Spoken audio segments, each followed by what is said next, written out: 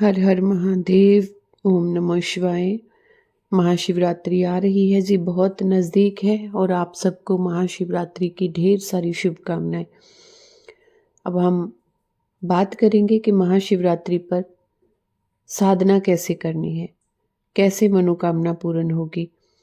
फिर आप कहोगे कि मैंने तो अभी कोई गुरु धारण नहीं किया, तो ये बहुत अच्छा मौका है। जिन बच्चों ने अभी तक गुरु धारण नहीं किया है, कोई गुरु नहीं है लेकिन साधना करना चाहते हैं, स्पिरिचुअलिटी के रास्ते पर चलना चाहते हैं, तो ये बहुत अच्छा मौका है महाशिवरात्रि का। आप महाशिवरात्रि वाले दिन नाइट को महादेव जी को संकल्प लेकर गुरु धारण कर सकते हैं और उसके बाद आप साधना शुरू कर सकते हैं।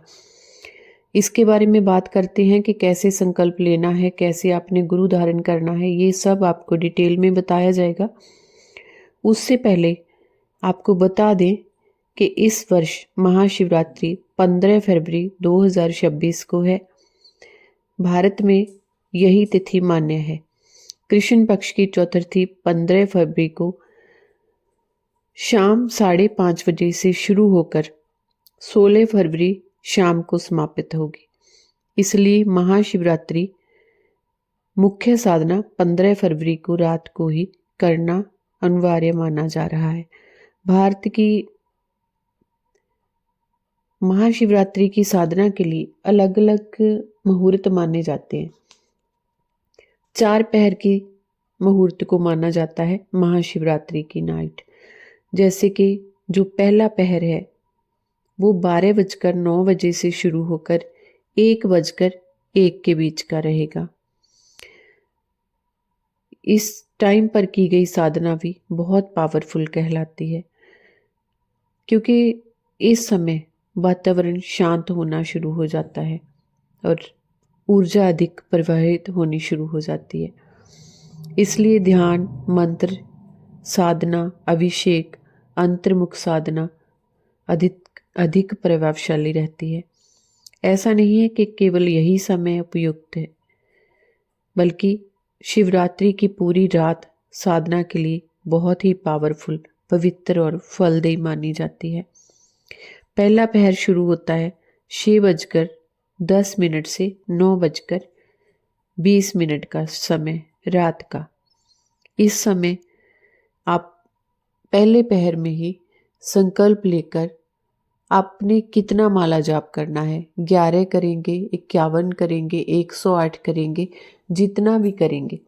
अब आप देखिए, अगर आपने अभी तक गुरु धारणा नहीं किया है तब भी आप हाथ में जल लेंगे, पुष्प ले लेंगे और जल ले लेंगे हाथ में। पुष्प नहीं भी है तो जल ले लेंगे और एक दीपक जलाते हुए आप महादेव जी के, अगर आपके पास शिवलिंग है तो बहुत अच्छी बात है, शिवलिंग नहीं है तो महादेव जी की मूर्ति ले सकते हैं, प्रतिमा जो भी आपके पास है, उनके सामने बैठकर आसन पर बैठ जाना है। आपने आसन पर बैठकर आपने संकल्प लेना है, हाथ में जल लेना है, अपना पूरा नाम, एड्रेस, गोत्र जो भी है, फादर का नेम, या फिर अगर मैरिड हैं, फीमेल है तो हस्बैंड का नेम, उसी तरह से बताते हुए आपने महादेव जी से प्रे करनी है कि महादेव जी, मैं आज से आपको गुरु धारण कर रहा हूँ, आप मुझे सही मार्गदर्शन करें।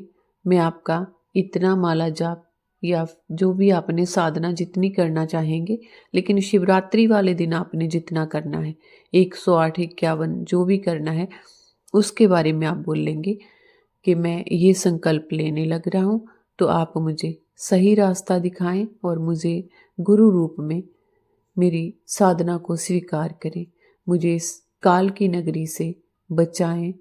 और जो जो भी आपकी मनोकामना आप कहना चाहते हैं वो कह सकते हैं और मेरा ध्यान अपने चरणों में लगाएं, ताकि मैं सही रास्ते पर चल सकूं।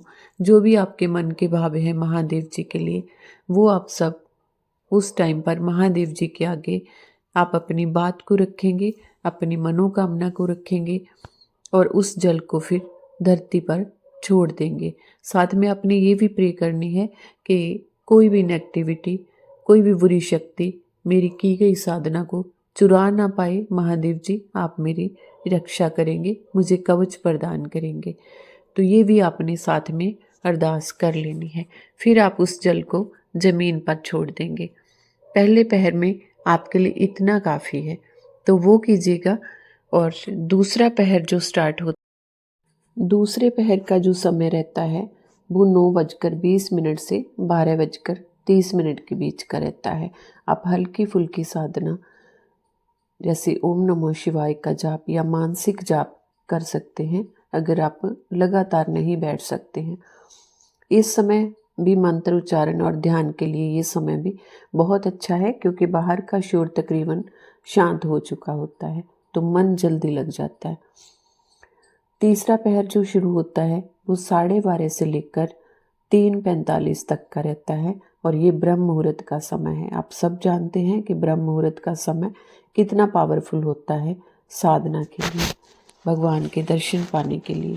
मन बहुत शांत होता है और ध्यान जल्दी लगता है।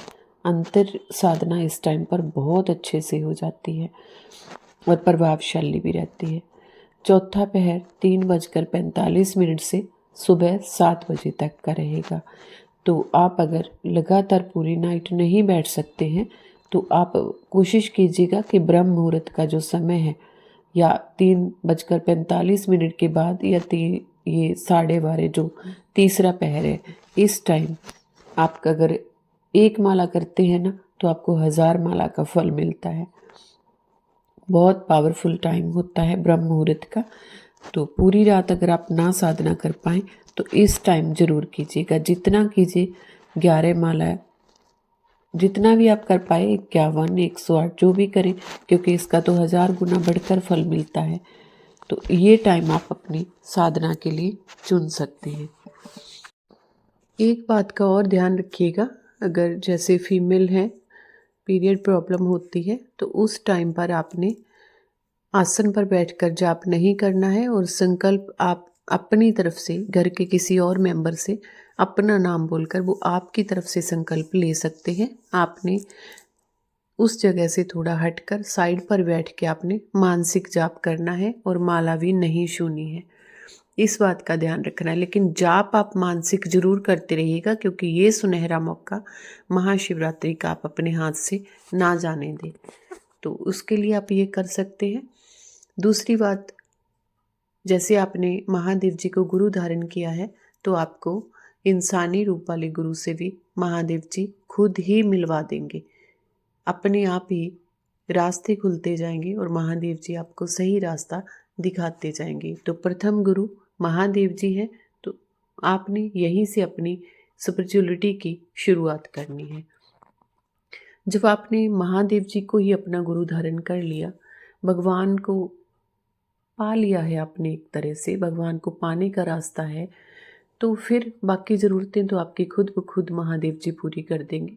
हाँ, मांगना भी तो अपने बाप से है। जो भी मनोकामना है आप इस महाशिवरात्रि वाले दिन रिश्तों को लेकर, अपने करियर को लेकर, अपने घर की सुख शांति को लेकर, जो भी आपके मन की दुविधा है, जो भी सवाल है, जो भी मनोकामना है, ये बहुत अच्छा मौका है। आप महादेव जी से प्रे करें। बहुत, महादेव जी तो भोले हैं, हमेशा ही खुश रहते हैं, लेकिन ये तो एक स्पेशल दिन है आपके लिए, स्पेशल सुनहरा मौका है, जिस दिन आपकी हर मनोकामना महादेव जी जरूर पूर्ण करेंगे, अगर आप श्रद्धा विश्वास के साथ ये दिन खुशियों से मनाते हैं और महादेव जी की आराधना करते हैं।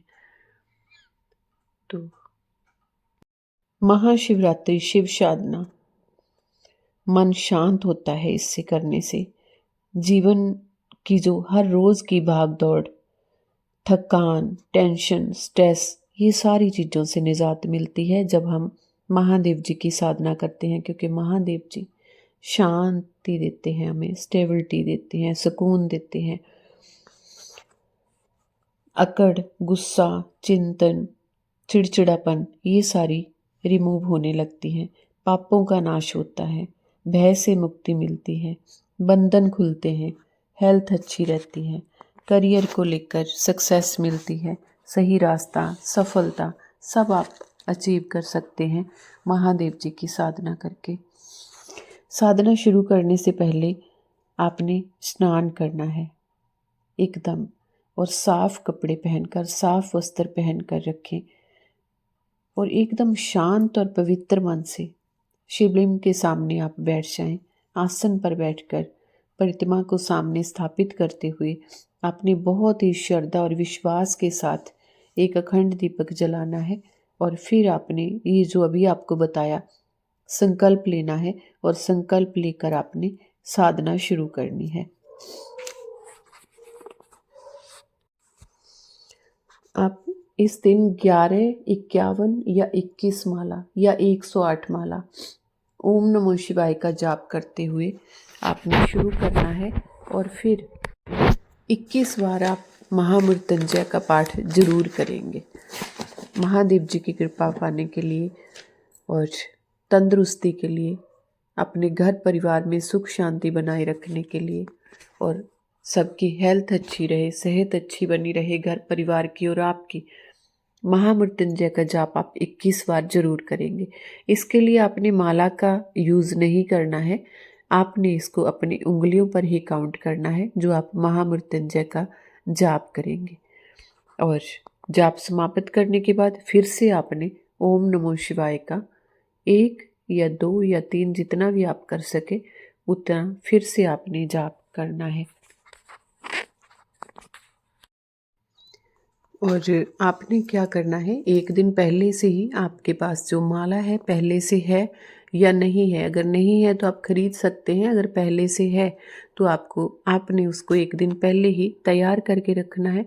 चरणामृत बनाकर आपने उसमें डिप करके उनको एकदम साफ करके रख लेना है। मतलब गंगा जल और घी, दूध, शहद, वो सारी चीज़ें मिलाकर जैसे करते हैं ना, चरणामृत बनाते हैं, तो उससे उसमें आपने डिप करके रख देना है। और एक दिन पहले से ही आप तैयार करके रख लेंगे अपना सारा सामान, ताकि आपका टाइम खराब ना हो। और महादेव जी को शहद, दूध, दही, ये चीज़ें अर्पण करना, कोशिश करना मंदिर जाने की, अगर नहीं जा पाते हैं, यहाँ भी आप साधना करते हैं, आपके घर में शिवलिंग है या प्रतिमा है, तो उस तरह से आप साधना जरूर कीजिएगा। अगर कहीं बाहर हैं, रास्ते में हैं, ऐसी व्यवस्था भी नहीं हो पा रही है, तो सच्चे मन से महादेव जी से प्रे करके आपने मानसिक जाप करते रहना है।